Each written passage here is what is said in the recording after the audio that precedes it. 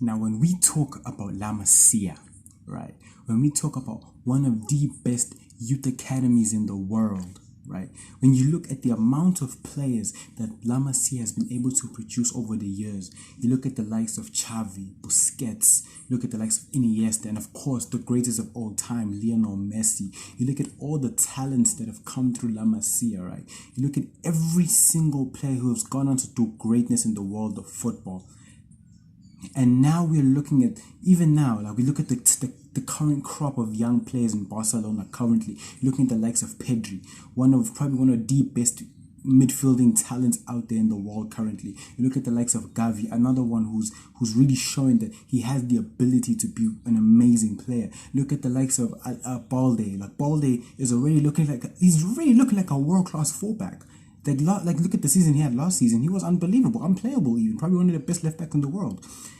And now we're looking at the likes of Lamine Yamal.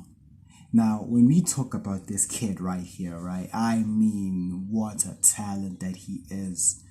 The ability this kid had at the age of 16. At the age of 16, this kid is looking like he is an unbelievable talent. He is looking like a player who is beyond his years already at such a young age. He plays unbelievable football. The way that he carries himself when he's on the pitch is sometimes even just majestic. The willingness to always take on the fullback. Like, as a winger, like a lot of wingers don't have that in their game anymore. Only some of the world-class players have this. The likes of Kylian Mbappe, Vinicius Jr., you know. And look at the people I'm mentioning. Kylian Mbappe and Vinicius Jr. are probably one of the best players in the world. And you're looking at someone like Lamine Yamal now, this youngster who is so willing to take on players, is always just willing to be that X factor in this Barcelona team. And you could really argue that he's probably one of Barcelona's best ever players in this current season. And now it's kind of like now have to ask yourself, is Lamine Yamal the successor to Lionel Messi? But before we carry on, welcome back to the channel, welcome back to MKB, and welcome back to Melano's Ball. But obviously we've had these talks before, right? I think the most recent person who we have thought that he was going to be Barcelona's successor to Messi was obviously Ansu Fati. Like, obviously Ansu Fati came in, he broke a ridiculous amount of records, the same way that Yamal's kind of doing right now. But at the time, Ansu Fati was looking like a superstar. At the time, he was performing at an unbelievable level. I think it was like the youngest player at Barcelona. The amount of records he broke for being the youngest player. I think he even went to Spain and did the same thing there too, being like the youngest player to score a goal or this or appearance and everything like that, right? But then we look at Ansu Fati now, his career is kind of taking a back step now, especially because of the injury that he experienced, right? I think it was like a 7-month injury. It was a very long injury, and that's kind of backtracked his career a bit because he's not really getting spoken as much as he used to get spoken about, right? These performances for Barca weren't really good anymore after the injury. Like, even when Xavi came in, tried playing him on the left-hand side, but really just didn't click as well as he did before. He wasn't lighting things up the way that he was. And then now he's shipped off and he's on loan to Brighton, you know what I'm saying? So we don't know exactly, still young, we don't know what's going to happen with him, but that's just an example of how when we put this title of being the heir to Lionel Messi, like for Barcelona, when you put this title on someone, the amount of pressure that is put on a player, especially since Ansu Fati even wore the number 10 straight after Messi, that pressure alone will destroy a player. But now we're looking at Yamal and the performances that this kid is putting up for it. There are times where this kid is literally saving Barcelona. Like especially that, I think the game, I forgot what team it was against, but the game last week, you're looking at it, Barcelona was struggling to get something in that game, to find a goal, to break through that defense. It was just struggling. And then a moment of brilliance from Lamine Yamal, man. From outside, just inside the box. Left foot curler, top corner to win the game for the team 1-0. Like, you know, at that age of 16 to be winning games for FC Barcelona. Do you understand the magnitude of that? Yes, maybe recent times Barcelona have kind of been stained, especially considering the financial issues and the issues in Europe and some of their performances. But let's not get it twisted. Barcelona is still one of the biggest clubs in the world. A lot of people would sell their souls to go play for a team like Barcelona because we know the greatness of this club. And this kid at the age of 16 is practically carrying Barcelona. He's practically carrying them on his back at times. Like whenever they need something from someone on the pitch, Yamal is there to provide something. And it's really, it's unbelievable to see because the way he plays is honestly it's a beauty to watch. It's honestly exciting to watch him play in the manner that he plays it. Now, the only thing I'm very worried about now is how Barcelona will choose to manage this kid, right? How they choose to use him and how they choose to play him in certain games. Because as much as he's starting a lot of games now, obviously, because, he is probably one of their best players currently and most creative player and probably the most threatening player up top. And that's crazy to say because you have the likes of even Lewandowski, one of the greatest strikers of all time, right? And it's crazy to say that Yamal is probably the most dangerous player in that front three currently. But when I'm looking at the amount of games he's playing and everything like that, I do worry about it because we all know what can happen to a youngster being overplayed and overused. We know what happens to like perfect example. Look at from the Premier League, you look at Bukayo Saka.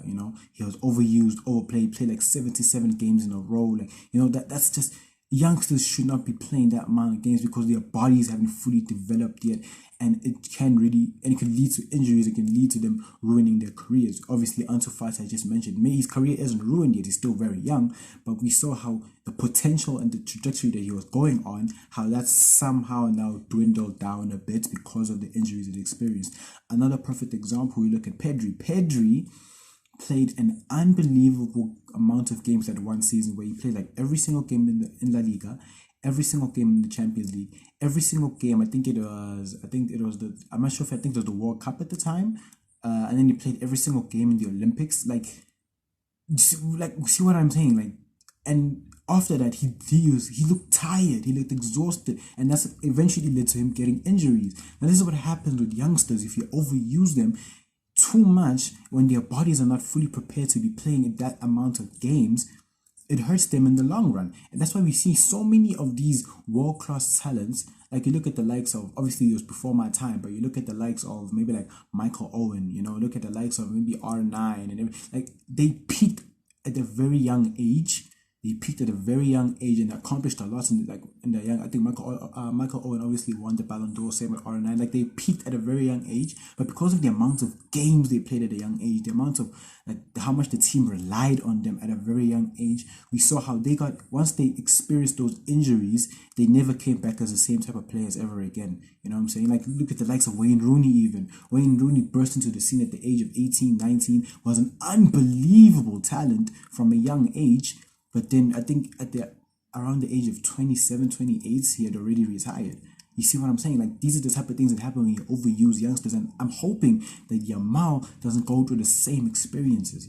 I hope that Barcelona use him properly. I hope that they choose which games to start him, like which games they shouldn't. He shouldn't be the main guy at such a young age. He really shouldn't. But currently, that's kind of how it's being used. He's kind of the main guy at the moment, but you have to respect how brilliant he's been for Barcelona, man. He is such an amazing performer. He is such a brilliant player. And when you talk about footballing ability, he's got that even. Obviously, he still needs a bit more experience to refine his game, to become a much better footballer and player, but the potential is there. The potential is there. Now, then you start asking yourself now, right? When you're looking at Yamal, you're looking at all the different youngsters that have come before him.